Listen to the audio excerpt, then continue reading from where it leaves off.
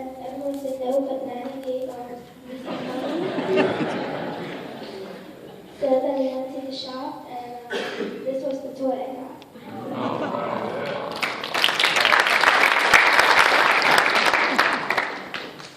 Another story is we were at the mall. We were getting some clothes, and then I wanted to get one more dress. Then once there was only 5 minutes left, so we were trying to get to the cashier as quick as possible, but then it closed, so we got locked in. Oh no, just like Mom. Then someone nice unlocked the door, so we finally got out.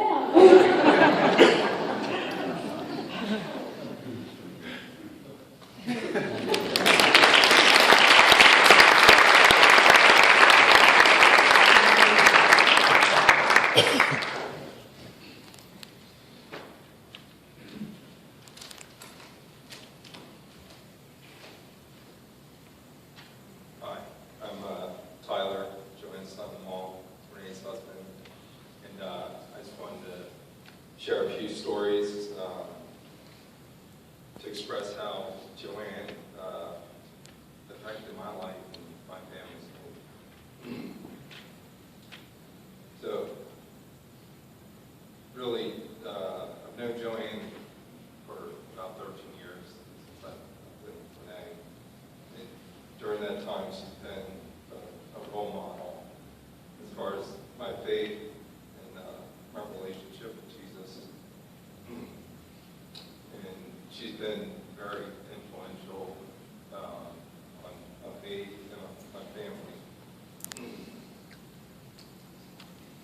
And so I just wanted to have four attributes that I learned from Joanne and try to model.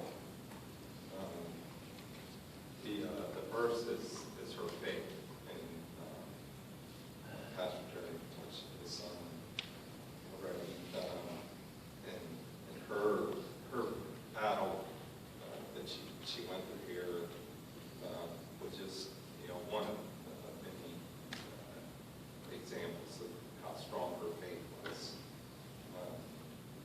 But you could see it in her everyday battles and circumstances that she went through, and you could just see the confidence. She had the confidence in the outcome of whatever the battles may be because of that faith. And this battle of cancer, if you win the battle, okay, it'd be great. You can spend time with the family and the grandkids. But if she loses the battle, she goes to heaven. No more pain. And it's still a victory.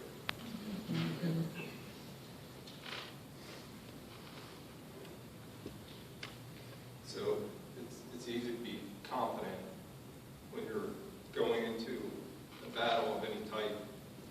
If you know either way, it's going to be a victory. Amen.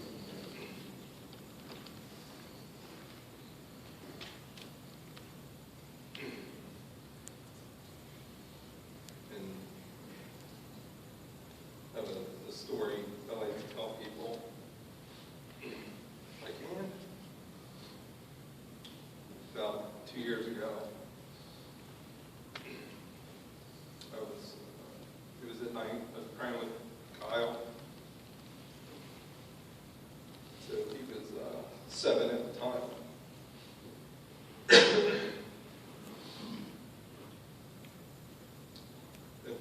Like most of his prayers, it was a lot about praying for Nana. And for some reason I asked him, I said, Kyle, do you think Nana's going to be healed? And he looked at me, sort of a confused look. He said, she is healed. Which is a simple statement. She is healed.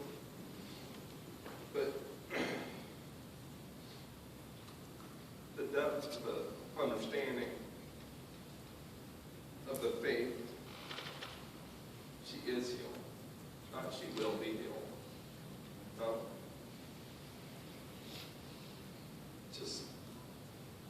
It's just an example of how she affected my kids. Most 7-year-olds don't understand,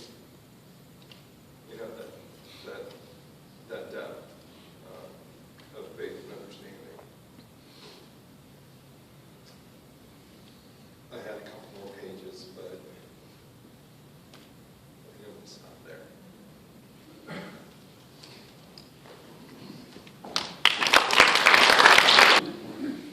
Sure. Thanks very much.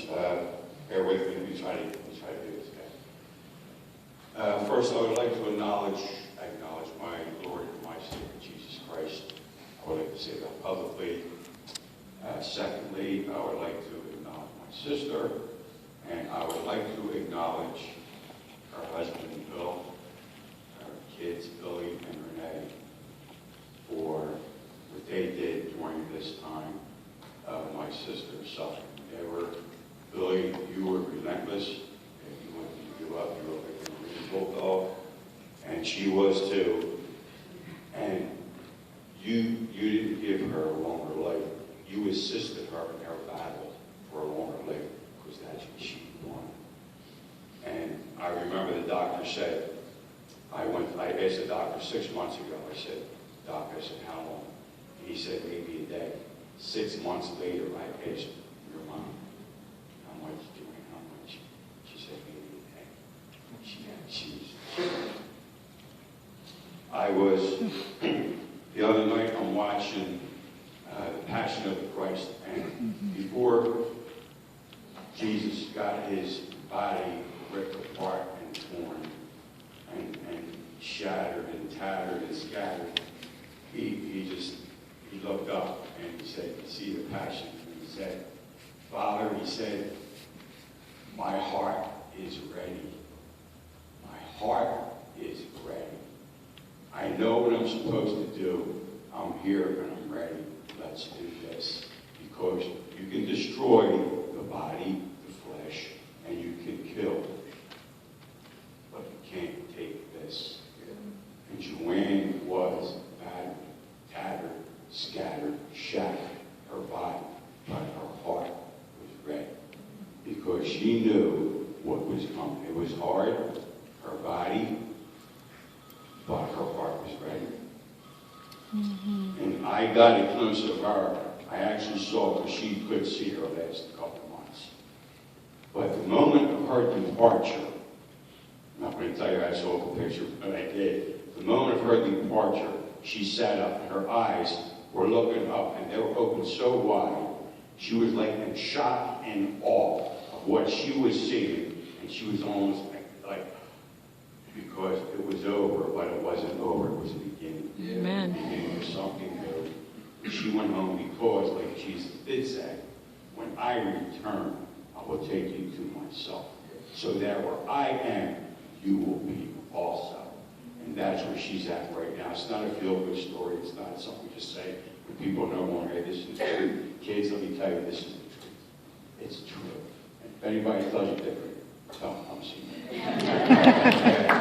There was a time when Joanne got a little bit away from the faith. Now, you want to be miserable, start going to church, read your Bible, and be a child of God. And go away for a little while and see how miserable you will become.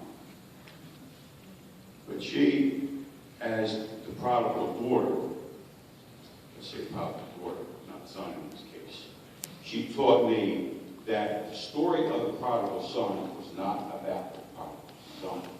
The story of the prodigal son was about the father. Amen. Who was relentless and always out looking for his son. So much so that he knew he was going to find him. He had the rope and the ring ready, because when he saw his son, and after he fell on his neck and kissed him, he told the servant, go back to the house and get the robe and the ring, because they all knew where the robe and the ring were.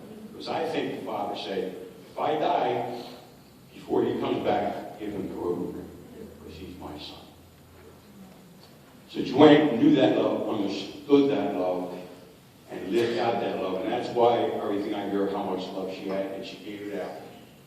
You can't give what you don't have, and you can't have what you don't receive. She received the Father's love, so much to the point she had enough to give it out. And she loved the Father because the Scripture also says, he who was forgiven much loves much. And she knew what she was forgiven of. She knew whose she was. She knew who she was. Because of that, her heart was ready. She was ready, and she knew, and she could give that love out to everybody else. And I would personally like to thank, right now, Pastor, I'm done. I only have 90 minutes, by the way. But anyway, Billy and Renee, and of course, their spouses, and Bill, it was a treat to come here for me, to come and see you guys, the way he's working. And she wasn't here a day longer than she was supposed to be. And I'll say one thing, I thank God that he kept her on this earth long enough for me to be able to say, Joanne, I love you. And she said to me, I love you. And then she said, okay, that's enough. Thanks, man.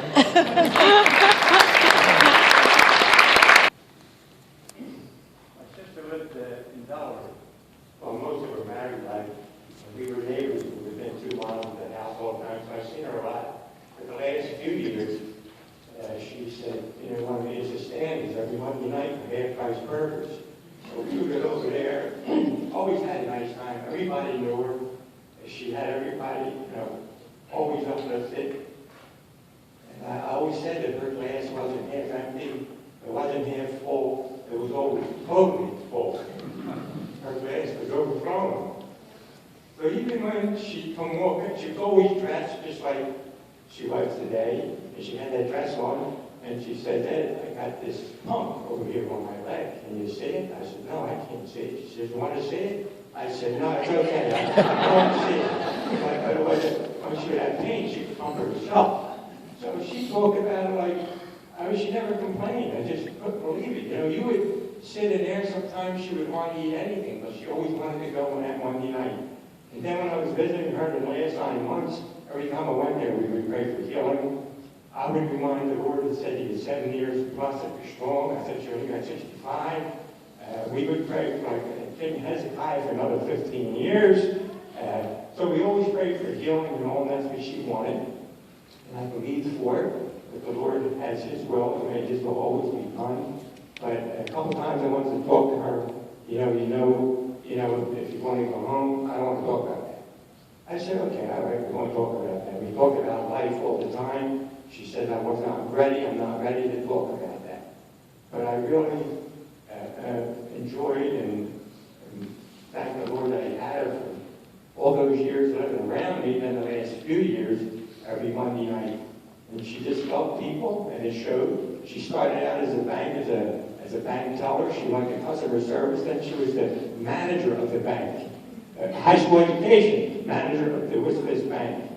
And one time she told me they had all the fire engines come out of the bank. I said, well, what happened? She said, somebody put a bagel in the microwave and hit 20, but instead of 20 seconds, it's 20 minutes. So they emptied out the whole shopping center because it had a fire in the bank. But she didn't get fired, nothing. She went up. Did you see the one that put it on 20?